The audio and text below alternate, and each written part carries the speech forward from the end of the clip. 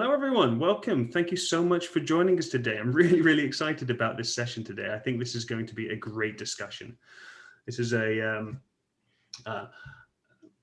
very on-point topic. This comes up time and time again, and I'm lucky enough to be joined by a panel of experts. So we are going to go through the path to a successful WVD implementation and how to optimize from that point forwards.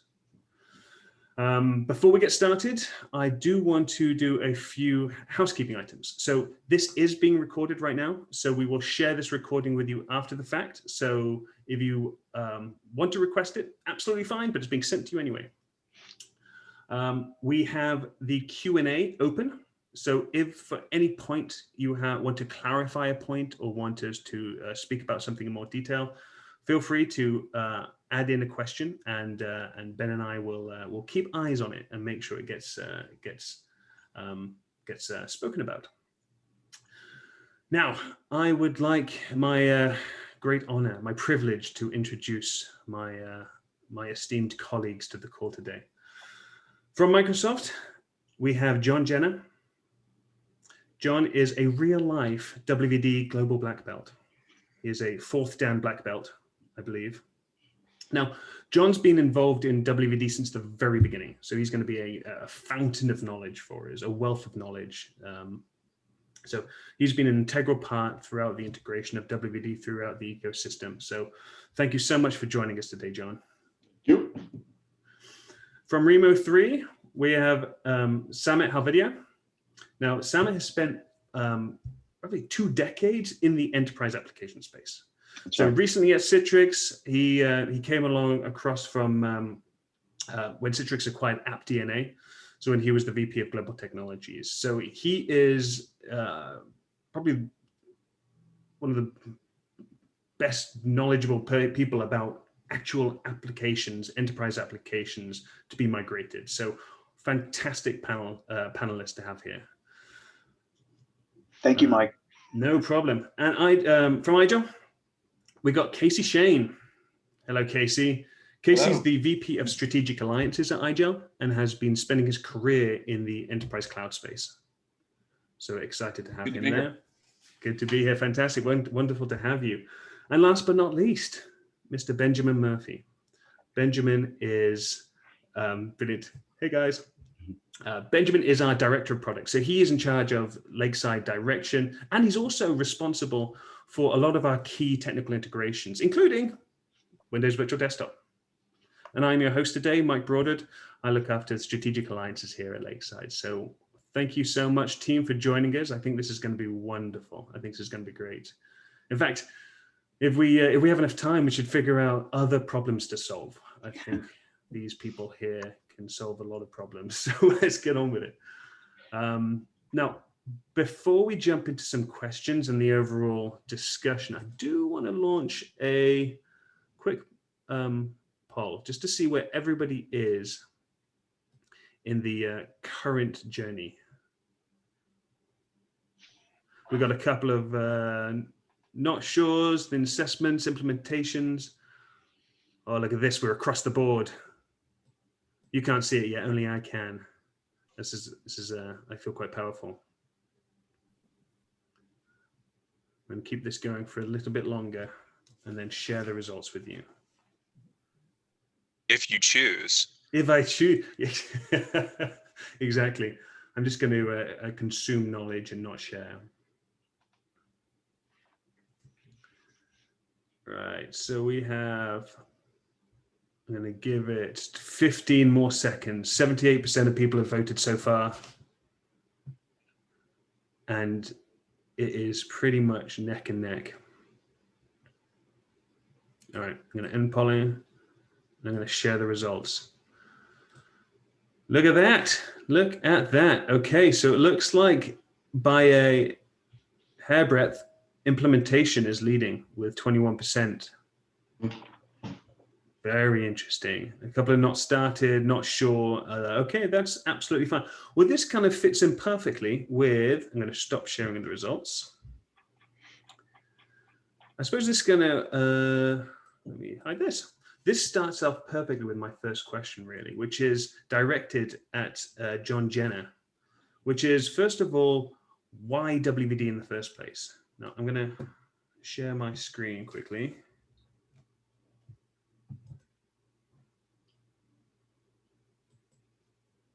So why are you sharing the screen? So WVD started about 4.5 years ago, if you will. It was originally called RDMI, if folks back then remember that. We have moved from that model, which, if we all remember, was the PaaS object layer, where we would give our accounts and clients the ability to actually create those PaaS objects. Now, fast forward to last spring, we have now included it all inside the ARM portal, right? So everything now is PaaS layered, and Microsoft is responsible for that layer itself. Why WVD is a great question. Windows Virtual Desktop, it has come a long way since the 4.5-year journey.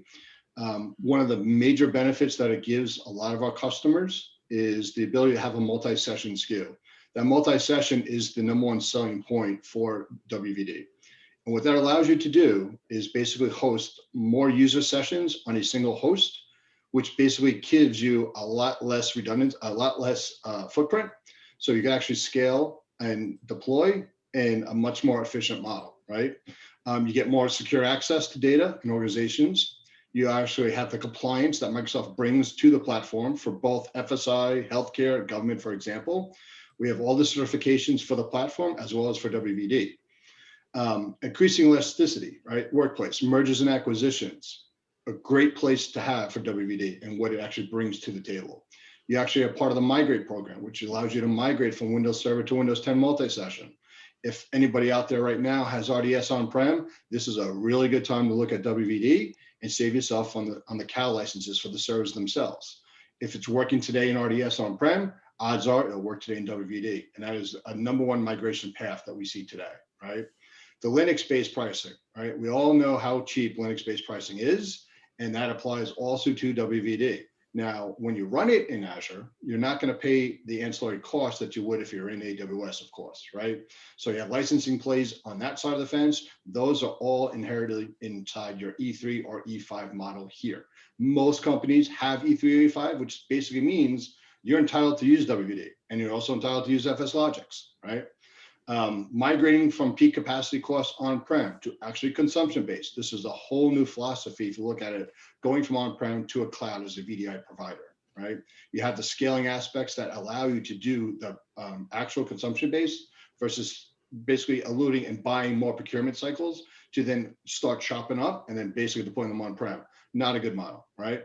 And then the last piece is, if you have Windows 7 today, we actually will allow you to migrate Windows 7 into WVD, and you get your free extended security updates as well for 2023. That's a huge point as well, isn't it? Huge. Yeah, absolutely. Fantastic. Thank you, John. So in terms of, I suppose, getting started, like next steps, like if you were to give one piece of advice to anyone starting down this journey, what would it be? Application readiness, for sure. Not conducting the proper assessments. Every engagement has a certain pillar to go through, and we're going to go on that slide obviously later in the program here, but not actually doing your homework and not having a use case defined, not having technical requirements defined. Those are all key components to a successful POC or a deployment for WVD or for any VDI deployment for the matter, right? You can't just lift and shift any application. If you don't take into consideration application dependencies, right? Those are going to hit you further on down the line. You also have your assessments for what you have today on-prem. And how do I know what is on-prem? How do I define my user personas? What are they going to look like in Azure, right? Those are all key pieces to a successful implementation. And that is the first pillar that we also talk about, which is the application assessment. You got to have proper assessments done. You got to know your data and know exactly what you're looking at before you do your lift and shift or a migration into Azure, right? So basically saying, don't go in blind. Do not go in blind. just wing it. I think that is the It's a preferred method. It's a preferred method. Absolutely. Okay, so basically, piece of advice is to understand the environment before you're trying to shift. Understand the key applications. Understand, and I think this is the next point really, which is the use cases and users first. Yep. So I suppose the first step, and this is kind of open to everyone really, it is kind of what does an ideal kind of scenario look like, an ideal customer?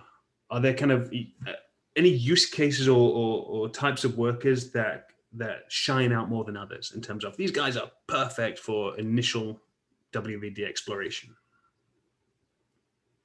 So there is a question in the chat about pros and cons of customers deploying WVD and the associated components natively versus a Horizon Cloud or Citrix, I'm assuming as well as what that was in. Well, thank you, anonymous attendee. That is a very good question. It is. So should we touch on that now? I think we could real quick. Show the audience that we are on the fingers on the pulse in terms of answering your questions. Yeah. We're agile. We can move. Yeah, I'll hit it real quick and then we'll move on. Okay, so great. The better together story for WVD is if you already have Citrix or VMware on-prem as your current VDI provider, odds are lifting those control planes into Azure and using the same technology to then deploy Windows Virtual Desktop multi-session in Azure is most likely your best bet to get your feet wet inside the technology from the get-go, right? At some point, you will find that the feature sets that you're paying for from Citrix or VMware might be not exactly equal to what you have in WVD, meaning the scaling that we have that's coming up, and also other ancillary services. So when you look at that product and look at what you have today, what you're paying for today on-prem, make sure before you jump in, again, with the assessment piece, make sure that WVD native can cover the feature sets that you are most importantly need to satisfy from your CISO and your BISO, right? That is the guidance that you should take into consideration, right? We have a lot of stuff natively in Azure that can be offered up for WVD. So does Citrix and so does VMware, right? To be completely frank on this call, Citrix and VMware have been around a long time in the VDI space. They are the parents of VDI, if you will. We are a child. We've just come into the realm inside of 4 or 5 years now, right? There's a long road to go, and eventually we will get there, and we will be a parent as well. So that's it. Yeah. And thanks for that, John. I think to expand on that idea a little bit, this actually, to me, ties a bit into the question of who is an ideal candidate for some immediate migration to Windows Virtual Desktop. Well, in my opinion, right, pretty much anyone probably could make use of it in some form or a fashion. But as an example, someone who has an existing virtualization practice and let's say is all in on Horizon already, or maybe already has a full Citrix deployment, they make a very logical kind of a audience to be able to move that workload up into Azure. And there are a lot of opportunities to kind of take the kind of management plane that you're used to and use it up there. So in part, that actually might be a very good kind of a starting group of folks. Anyone who already has kind of a remote session as part of their kind of normal day-to-day operations. It's just a question of where are you hosting it? Is there a better option for you to maybe have it be more geographically favorable, you know, cost savings in association with not having to maintain the data center? And then critically, a vision for the future of, is Windows Virtual Desktop going to introduce some of the features that I find pretty handy in this case? But so to me, that can be a very easy pathway. Yeah, this resonates well for IGEL customers too, right? We see a lot of our customers, you know, wanting to move to more of a hybrid VDI where they've got 80% Citrix, but they want to move 20% over to WVD. And of course, IGEL is Switzerland in this race. We can access all the different hosts from an IGEL endpoint, so you don't have to necessarily think about upgrading or changing your endpoints if you change the host side. So. Yeah, good point, Casey. Yeah. Thank you. I mean, if you look at that though, I mean, to John's point, it's not necessarily about going from being a child to a parent. It's just that those use cases and user personas have already been, defined because that deployment has happened already at some point. So some of that planning around whether it's a knowledge worker, whether it's a task worker, whether it's a multi-session application, whether it's a single session application, that knowledge kind of carries over. And since that knowledge is probably not outdated, it could be a great way to kind of prioritize which workloads you move first. That's just what we've seen. It's just it's a natural transition, right? Jimmy, you got a question in the window, right for you. Yeah. Yeah, Prime. It could have been from one of us. Do we have a list of major applications that supports Windows 10 multi-session OS?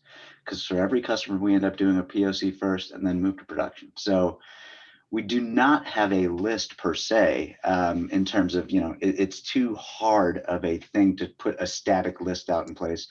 People have tried that for the linear migrations with ACT back in the day from Windows XP to Windows 7, and it just wasn't the greatest way to take advantage of that. So for Rimo3, what we have, and we'll go into this in a little bit more detail, is a fully automated assessment and testing platform that's going to allow you to test for all the different components of your WVD journey. So the first thing it'll test for is, will it actually work on a modern workspace up in WVD from a compatibility, functionality, and performance perspective?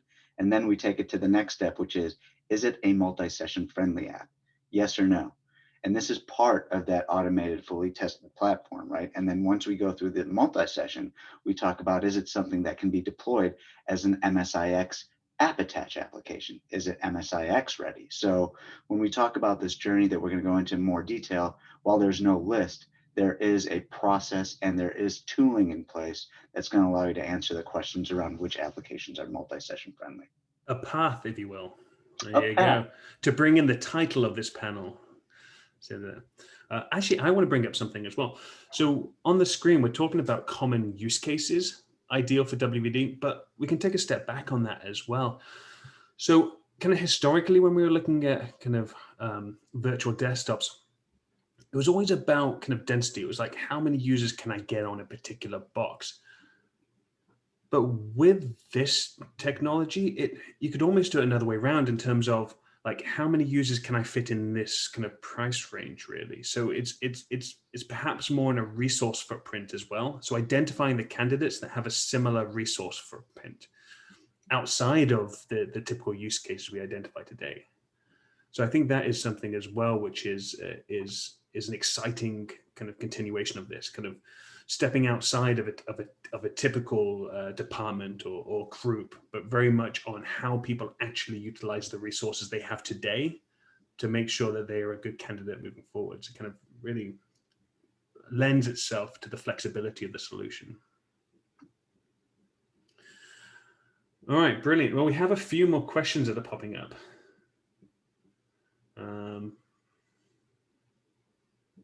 Which one should we tackle first? Okay, so we've done the top one. Does video conferencing apps like Teams, Zoom work well as similar to local PC user experience? Let's read this live. Yeah. So I think the answer to that question is it depends. So as with a lot of things, you have the ability to configure things, I would say, more favorably for that kind of a scenario than others. Now, that may also depend on what kind of surrounding technology you choose to use in terms of protocols, for example, that actually end up displaying on the remote side. But as an example, I know IGEL has a lot of work in terms of optimization of the Zoom and general Teams experience for multimedia. So it's certainly something that I think with some planning, you have the ability to have a very consistent user experience with what someone would just natively get. Yeah, I agree. Yeah, and some interesting progress is being made there, and we should have an even better story, toward Q3 and beyond this year. Yeah, I'm just not answering. I'm actually answering the questions too while you guys are talking, so I'm kind of going back and forth. Look at you adding value, John. Perfect. Okay, so the next question I want to ask is more about kind of, I suppose we are weathered, experienced people in this process. We've all been down this journey a number of times with different organizations, different partners. So this is an open question, really, which is, what are the typical challenges that come across more often than not? Would that be for, go ahead. That's everyone. That's everyone. Well, I would say that people are mentioning some of the challenges that do have a tendency to come up. So application compatibility, one of the big questions. Multi-user, does that change the dynamics of what happens with an application if I try to install it?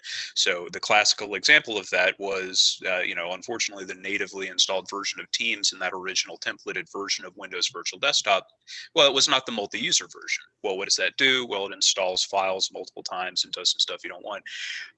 So I would say stuff like that is pretty common, but a lot of it comes back to kind of what we had talked about before with that planning kind of upfront to make sure that you've captured what your use cases are and what that application portfolio is, as well as kind of user expectations for it.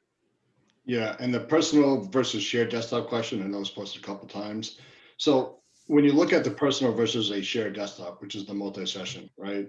There's not necessarily a pros and cons answer to that question. It's more on how do you fulfill the requirements of the user itself.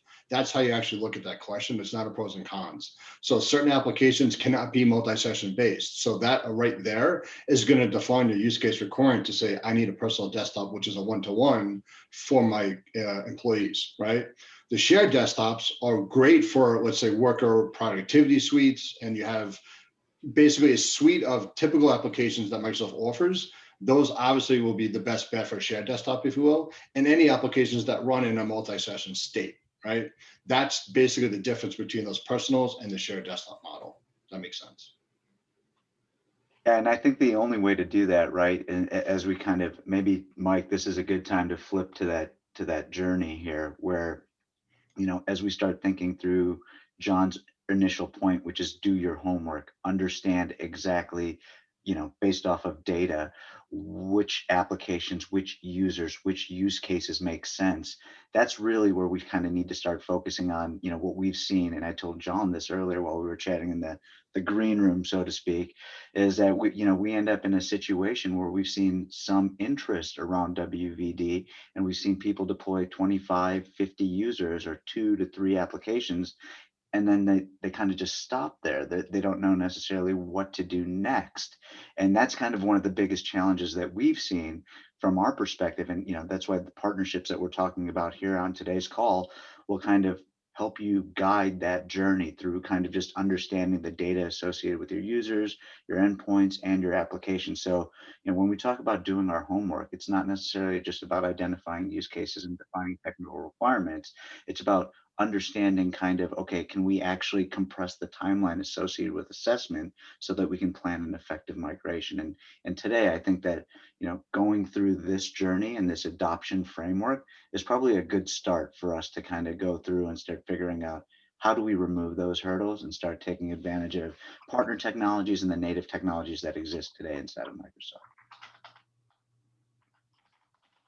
Fantastic part. Thank you, Simon. So in terms of the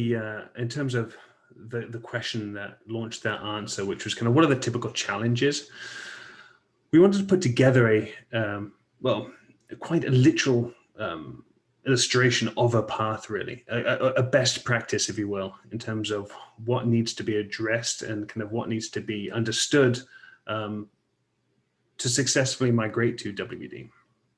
So this got discussed a little bit earlier on, but it's critical, absolutely critical, to understand the environment before you start moving. You need to absolutely understand which use cases or users would be an ideal starting point, at least, to move over to WVD. So obviously, Lakeside has been working with Microsoft for decades, so we can absolutely help get a good picture of how people are utilizing technologies today, so we can help you understand what perfect combination of users and their most prioritized applications should be considered. That's absolutely the first step that needs to be done.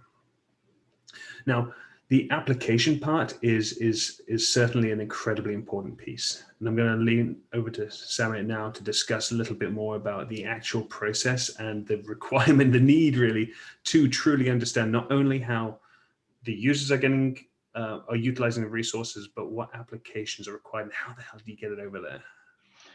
Yeah, no, that's a good question. And in fact, I'm looking through the Q&A right now, and I'm seeing quite a few questions around application deployment and just installation, someone installing, you know, in a local Azure VM and then using client server. You know, the idea behind kind of any migration, if anyone will remember, is that the application testing tends to be a mundane and quite manual process. Even back in the days when we were part of AppDNA, when we started AppDNA, you know, in 2008, you know, it was really very much about the fact that we're just doing a linear migration, you know, XP to Windows 7. That's not the case anymore. Now you're moving Citrix on-prem, you're moving Amazon workspaces, you're moving locally installed applications. And the reality is you have a variety of different application delivery models, and getting someone to test each and every one of those in a variety of different workspaces just tends to become too many permutations of mundane testing. So our approach is very much give us all of your applications, tell us your desired target platform, and we'll do the assessment for you, right? So we run it through our intelligent smoke test, which is completely unattended, any Windows workload, as long as it has silent installation capabilities, and we can go into your WVD environment, install the application, run through a smoke test, and then give you data around, is it compatible? Is it functional? And what is the performance associated with that particular application? And once you combine that with Lakeside's historical performance data, you've got a lot of data to start making informed decisions. Now, if you take it one step further, because now you're not just looking at whether or not you want to move that workflow and you want to take advantage of multi-session, that's part of the testing capabilities of that platform, where we invoke several user sessions on the same VM, launching that application to see what type of impact it has on the performance of that application. So at the end of it, you actually have hard metrics to say, as part of my assessment, I now know whether an application will not only work in WVD, but whether it's multi-session friendly. And that gives you kind of that confidence to say, okay, these are going to be my pack of multi-session applications. These are the ones that have to be in my single session, as opposed to my shared or pool host pools. And then ultimately, the last piece of that journey is, okay, now that I've got my assessment done, let's take advantage of app attach, which is ultimately where we want to go. Which of my applications are ready for app attach?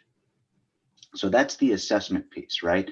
So we'll go through kind of the modernization a little bit lower, but once we go through this assessment, we got to hand it back over to you guys and say, we have a bunch of data, Ben, that says these applications are ready, these are not ready, these are multi-session friendly.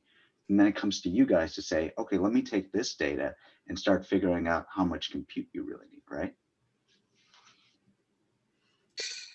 Yeah, I think understanding what the net impact of the applications happen to be is part of the key part of the process. I mean, you really need to understand, is this going to drive density problems? Am I going to have issues with, well, the actual running of the application itself? Does it require things that may not necessarily be favorable to my deployment? Those kind of things are very important. So I think the overall concept, I think, is throughout all this, understanding kind of is the big part. Know what you're working with, know who your users are, know what your applications do. Those are all very important pieces of making sure you're successful. Absolutely. Actually, Ben, while your microphone is hot, let's talk a little bit more about the kind of overall process of understanding how users are currently utilizing the resources now, which kind of would lend itself into the next part, which is understand kind of what resources would be required to move to WVD. Mm-hmm. Yeah, so the resources part of this problem actually, I think, underlies a lot of the questions that we've gotten today. So there was the question about graphics acceleration. There was a question about the expectation of the performance of things like remote meeting applications and things of that sort. Well, my opinion has always been that you can kind of speculate about what that experience might be like in the future. But first, it's really good to start by capturing how are things working now. So in my current environment, whether I have a virtualization deployment already, so I might have on-premises VDI, I might have users who have a mix of remote sessions and local client workloads and things. Well, I need to have a pretty solid idea of how well all that stuff works to start off with, because one of the big, I think, concerns is, what is the user experience like when I actually give someone their POC Windows Virtual Desktop deployment or a production deployment? So to begin with, being able to pinpoint, well, here are users who are active in this particular way. So maybe people who are power users, who are very resource intensive, very highly mobile users. They have a distinct set of needs from someone who is maybe consistently connected to a network, could be someone who is hot desking, or it's more of a kiosk driven use case. These all have very distinct characteristics. So being able to understand, well, in my current environment, I have users who have have very, very robust GPUs, let's say, because they do a lot of local graphics acceleration. Well, one of the use cases that backends into a solution like this is the provisioning of vGPU into a Windows Virtual Desktop image. So this is all stuff that if I understand up front, this is a necessity for me. And I also further understand these are things that people actually use. So how much GPU do they use? Is it constant? Is it something that they're going to have a pretty high-end system for? These are all things that factor into making sure that I've scoped things out. And ultimately, when I get people trying to use this in anger, so to speak, they're able to actually do what they normally did on a day-to-day basis. And that's one of the real keys, because the second that you introduce a user to a scenario where an application doesn't behave like it used to, or the experience is just nowhere near what they're used to, then you hit adoption problems, and then the whole thing kind of falls apart. And Ben, I would just go on top of that to say, again, when you look at your use cases and requirements, make sure you fundamentally understand what you are trying to achieve. And this goes for if you have applications, let's just say in AWS or GCP or even on-prem, when you want to look at WVD as a POC, you got to take into consideration where the app lives and where the data for the application lives. Okay, I see a lot of times where people just want to do a POC and leave the applications in the other providers' clouds. That user experience is going to be horrific. Okay, all the traffic, you need to have your application and the data as close as you can to your VDI session, right? Don't worry about the end state for the edge for the users. We actually have that taken care of as far as the edge nodes go, because we have caching and gateways throughout the world, right? It's the application side that needs to be addressed. And that is probably the most focal point you need to take into consideration when looking at a POC, for sure.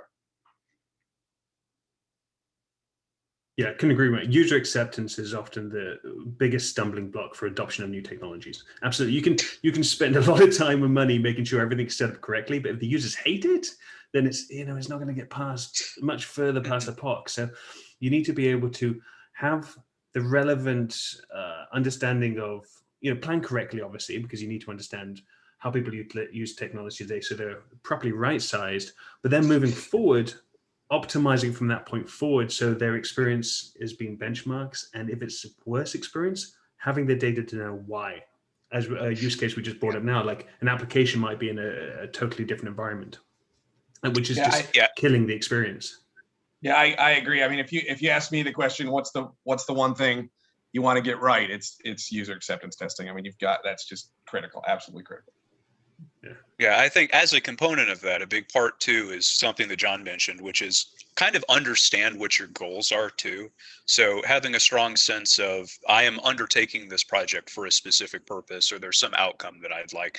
That's something that also I think makes a big difference, because a lot of times if you take it as, this is how I have previously set up, my VDI environment, or how I've given users access to things, that may not necessarily match where you would like to end up. So that might have an impact on, who you choose to put in a certain place.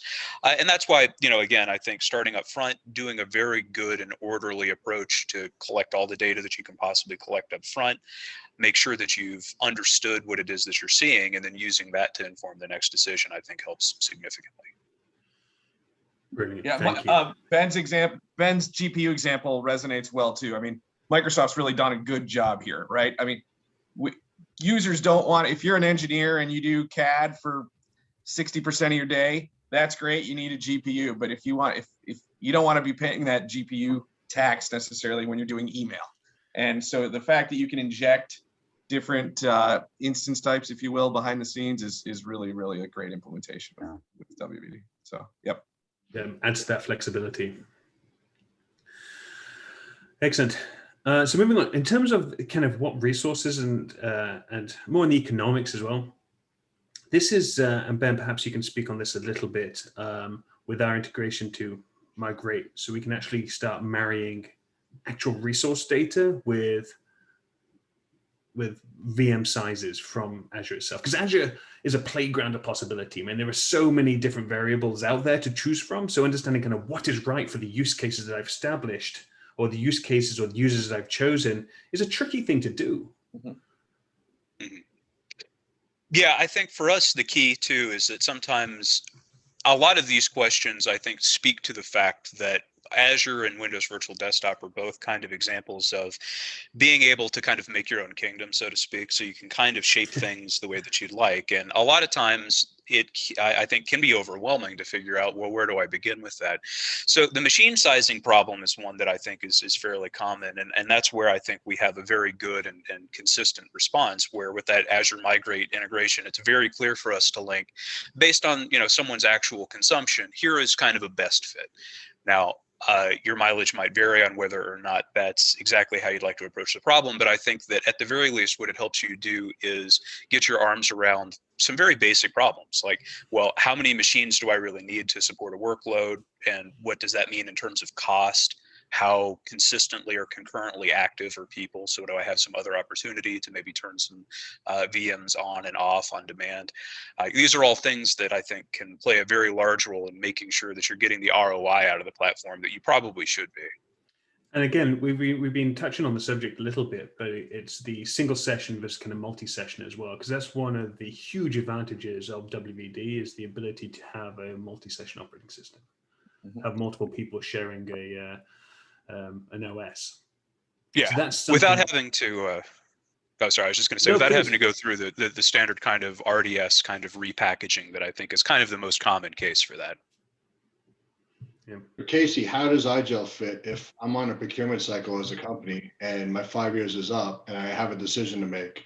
Do I replace my old antiquated laptops and tablets and everything else to go to WVD, or how do I leverage IGEL in that model? Yeah, I mean, great question. And we like to think that, nowadays with more and more applications moving to the cloud and, endpoint hardware being very, very sophisticated and powerful, that you don't need to do that 3 to 5 year refresh as frequently. Add to that the fact that, roughly a year ago, we all had fires to put out.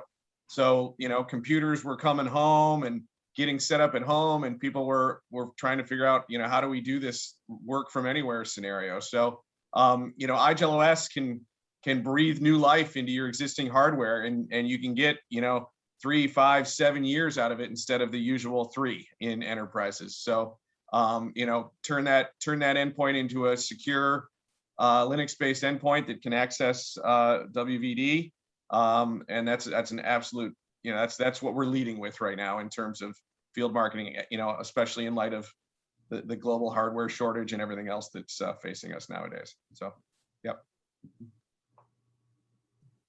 Brilliant. Thank you, Casey. Yeah. So the next on the path, which is about, okay, so we understand kind of the users, the use cases. We understand, based on those users, the most important applications that need to be considered and brought along to WVD. We've done some assessments there and understood kind of what sort of resource footprints are required and how we're going to deliver it. So now it's about like modernizing the applications. So what does that process look like? How does that process look like today, and how does that differ with kind of what Rimo3 comes to market with? Yeah, it's interesting. When we start talking about the fact that we've done the assessment, we have data around how we can actually deploy the application. So there's it's a well-trodden path, right? You have to make decisions around the applications, around whether you want to repackage them, remediate them, refactor them, retire them, replace them. And it's, what we're trying to do with the assessment is start giving you the data to make those decisions around the application portfolio. If you couple that with the real life post-deployment utilization data that Systrack provides to say this application's only been launched once in the year, you can start making really smart decisions about what to do with those applications or whether or not they're even worth bringing on this journey. But the ones that are, one of the great cornerstone and benefits, in addition to multi-session for WVD, is ultimately going to be app attach, right? The ability for, we've already seen FS Logics absolutely slay it with the user profile decoupling from WVD and from the operating system. At a high level, that's exactly what MSIX app attach is going to allow you to do. But in order to take advantage of app attach, you are going to have to move to MSIX. And what we've done, and historically, if you look at MSI, AppV, AppX, or, thin app, any other type of application technology, it's been a linear repackaging process that requires subject matter expertise, tooling, someone to come in and actually package these applications into a new format to take advantage of this capability. But for MSIX, what we've done is we've said, we already have our intelligent smoke test. We can create unattended packages at scale. Why don't we just add an additional step to our assessment to determine which ones are MSIX ready? And for those that are, we go through our process where we actually use the Microsoft command line interface conversion utility, invoke it, execute a conversion of the application, do our automated remediation to get our numbers closer to 80%. By first weeding out ones that are not suitable candidates, things that are font packs, things that don't have executables, and say, don't even bother trying to convert these to MSIX. The ones that you can convert, we're going to go through the conversion, go through the automated remediation, and then actually invoke another intelligent smoke test to make sure it's a functional application. And from there, you can hand it off to whatever PowerShell script you want to actually convert it to VHD, VHDX, or SimFS. So ultimately for us, the modernization is just about taking advantage. The first step is take advantage of WVD by moving the app. The second is take advantage of multi-session by actually consolidating your costs. And the third is let's take advantage of app attach, all three pieces of WVD's native technology that are going to make the app experience better for the user. Uh-oh. Hey, Mike, you're on mute. I know, I got it. Hugely important. Absolutely. So John, back when obviously you've this is day in, day out talking to organizations and customers about WVD and their journey. I suppose what portion or what percentage of people that are struggling don't take these steps? Or I suppose what is the most kind of important thing that we want to highlight here? When you're starting to look at the success that existing customers have today for WVD on our platform, the work from home use case is the most prevalent and probably the most easiest to implement. And that is, again, taking into consideration your application estate. If you're just publishing simple applications that are just no-brainers like the Office Suite to start with, right? To deploy a use case for WVD in that regard from a work from home model is simplistically very easy to do. Now, I say that with the assumption that you have proper governance in your cloud, you have proper network connectivity, your authentication is properly set up, and securities are in place, right? The next one in that realm would be their developer use case, which is where the one-to-one persistent model usually lies. Those developers, if you look at it how today on-prem, they consume a ton of resources and always want more, right? There's never enough resources for a developer because they're running SQL, they're running Apache, they're running Node.js, they're running so many things on these boxes that they need the ability to actually have the horsepower to fly with them, right? In that model, that's where WVD also plays a good part because you have the ability to upscale or downscale those resources for those persistent desktops for that developer, right? So there might be a week where the developer's on a significant project that requires a lot of horsepower, a lot of resources. For that week, you can bump them up to a different service queue and let them run in that model. And then once it's done, kick them back down, right? That's that whole cost and consumption-based optimization versus your on-prem, right? That is probably the number 1 and 2 for sure. The most problematic ones that we see are coming from the data center side. Data center exits, which is a very popular use case coming up through the vines now because everyone's getting out of that estate. They don't want to manage data centers anymore. And again, it's going to go back to the assessment piece, right? Azure Migrate program. Follow the Azure Migrate program, follows the 4 pillars of WVD. If you don't properly assess what you have today in your data center and take the appropriate steps to do that migration, you're going to have a lot of challenges. And that's where we see most of the challenges arise and get surfaced through that proper planning, if you will. The other one, for the popular ones would be burst workloads. Sorry, mousetrap. So if you need to basically burst your on-prem into Azure, that's another popular way. Again, you're basically using resources in the cloud to basically burst out and then basically shrink them down again when you don't need the bursting workloads anymore, right? Cost efficient. So cool. Yeah, yep. Those are by far the top 4, if you will. Nice, love it, love it, love it. So I think we've definitely covered the importance of understanding before you move. We touched on it a little bit before, but that's just the starting point. If you moved everyone, you started the pilot, and again, we benchmarked the user experience before. An ideal situation is if the users just didn't change their workflow. They just didn't change how they did their job or change how they utilized applications. So I think something that is absolutely critical, and I think this is something that I'm going to open up to the panel here. It is once you launch, how do you optimize or improve the environment moving forward? How do you ensure, obviously because economics is a bit of a variable now, to ensure that not only the user experience is as optimal as can be, and you're reacting proactively to any issues that are coming up, but also, I suppose, how to ensure that no changes can be a hugely disappointing impact? I think, from our perspective, it starts by kind of capturing, again, that continuity of a picture of the user experience and then breaking that out into impacting items. So I think by and large, when someone moves into, let's say, WVD is a new environment, it's just something completely out of their experience. There are going to be a few things that maybe take some getting used to from how you access the resources, but the killer stuff is when you start hitting input delays, or you start hitting resource contention problems, or you start hitting things that are potentially driven not necessarily by the service, but potentially by how you're accessing it. So the killer for me is when someone has, let's say the world's worst wireless network that they got as part of whatever their default package from whatever cable provider they have. And they also want to work outside, next to, I don't know, an MRI that they just have out there or something. So they've got a whole bunch of really bad background noise in terms of just the signal.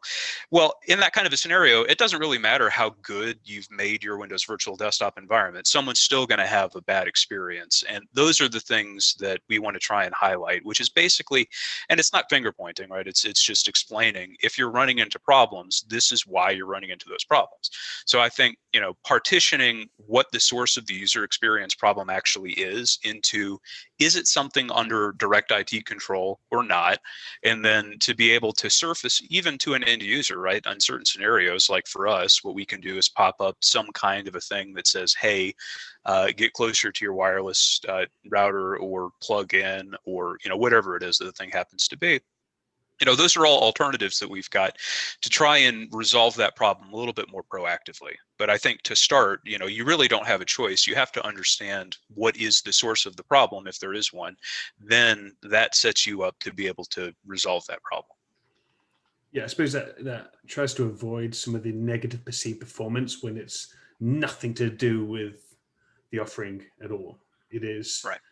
It's an environmental impact that could be causing issues, and obviously this is no one on this call and in the audience has ever been in a situation where you're trying to pinpoint and as you mentioned before, point fingers of blame. Having the objective data to say this is the problem, or at least proactively address it so that negative perceived performance is limited. So user acceptance is high, it means that we can move forward. I also think as well, something to do with not just changes in the environment or impacting the environment. It's not necessarily just users changing, I suppose, changing their work styles or roles. It's about applications changing as well. Like applications get updated all the time, get patched all the time. And being able to, I suppose, identify when that change, when an application gets modified and then suddenly starts consuming way more resources, I think that's a very important piece here, which needs to be considered when you're looking for ongoing, I suppose, proactive optimization to ensure, and again, UAT, I suppose, if you're testing out a new patch and realizing that this not only could impact the user experience, but economics, it's something you need the data, you need that kind of that proactive visibility into how that's going to impact everything. Before Samit answers this, let me just chime in for the first piece of what he's going to basically suggest. I think I know where he's going. Our guidance, if you're using WVD and you need to do user acceptance testing, I highly encourage you creating validation environments. That is our number one go-to. You need to create the validation environments and do the flag on the host pool. The reason is, never mind the application updates that are going to go, and Samit and Mike and Ben will talk to those. But for the platform itself, the WVD service, right? We do roll updates every once in a while, and those always go to your validation flag host pool first. It is up to you to test against those updates. So it's a huge requirement to make sure that that validation environment mimics as close to your prod, call it a UAT, if you will, right? So you can actually test against our product, the WVD product, and the other platform first. Then kick it to Samit, who's going to basically say, go ahead. You know exactly what I'm gonna say, John. But it's an interesting point, right? So yeah, if you are making updates to the WVD service, it's important that the changes that are going to be made, whether it's the application or the operating system, are reflected in that workspace, right? So for us, it's very much around, you know, where Ben was talking about some of the things that happen post deployment, and you can proactively monitor if application performance is poor. Our entire kind of focus is prior to actually deploying the new version of the application, or the patch version of the application, or the latest cumulative update, or these changes to the GPO in your workspace that you're going to be deploying.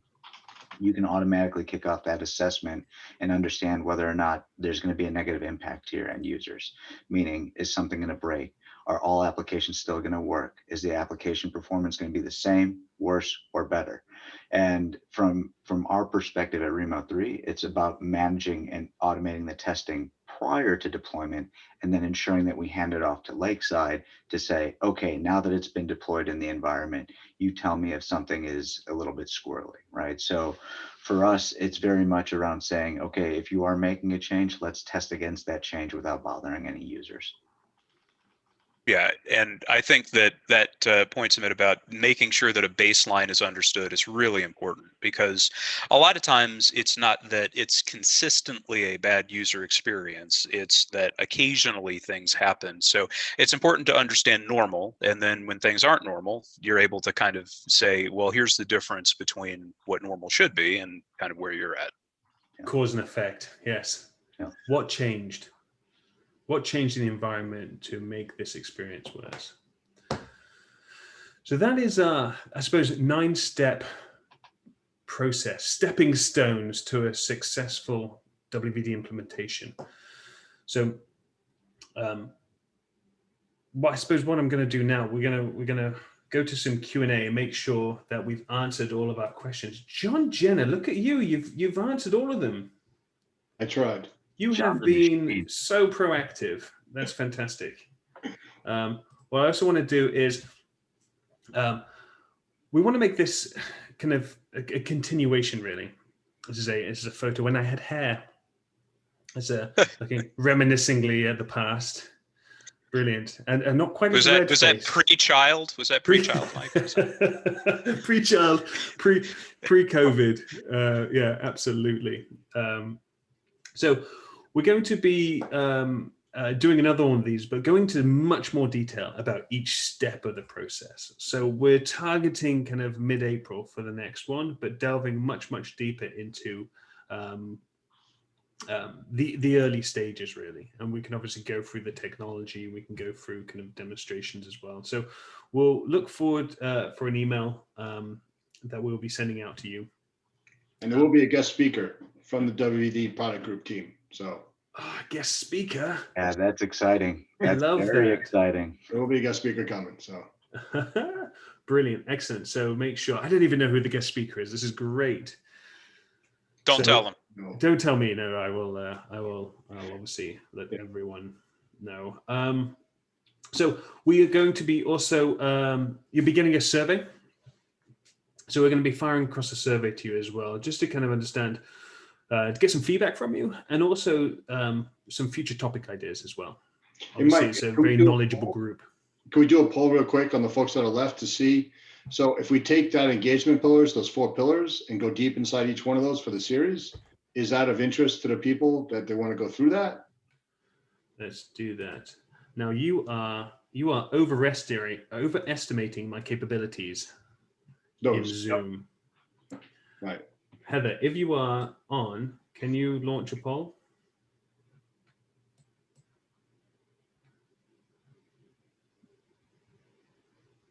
She's not. Don't worry about it. We will. We'll send a survey across. But I think that's a very good point. We should understand and get which of these 4 pillars is of most interest to everyone moving forwards in terms of a much more of a deep dive. Interested. Okay, we're getting some people adapting to my lack of Zoom capabilities, and they're interested in deep dives on all 4 pillars. Okay, fantastic. Definitely assessment. Yep. Right. So I think what we'll do is maybe do this, do a number of these then. So a deep dive on the assessment, deep dive on the implementation, deep dive on kind of the administration and kind of ongoing operations, really, because I think and we'll keep it native WVD for these 4 pillars. Yeah, love to see Lakeside demo for the assessment part. That we can do. Lakeside demos. Brilliant, brilliant. Well, that's easy. We can certainly do that. I see a question about Active Directory dependencies. Is that, I assume, on the Windows Virtual Desktop side? I think there are some AAD hybrid joint scenario options there. Yep, and they are coming. They're on the roadmap, and they'll be released quite shortly. If that's what they're alluding to there, the hybrid join, and then the endpoint management, right, from them. Perfect. Well, thank you so much, everyone. First of all, my panelists, I really appreciate the time today and your wisdom on the matter. And audience members as well. I know everyone's busy, so taking time out to listen to these nerds is greatly appreciated. A survey will be out, so we're looking forward to inviting you to the next one, where we will solve all of life's problems through 4 pillars. Great. Yeah, thank you, Mike and Ben. And thank you very much. Together. It was good. Thank you, everybody. Thanks so much, It was everyone. fun. Thanks, Thanks, everybody. guys. That was great. Fun. Catch you later. It's the week. Likewise. Bye for now.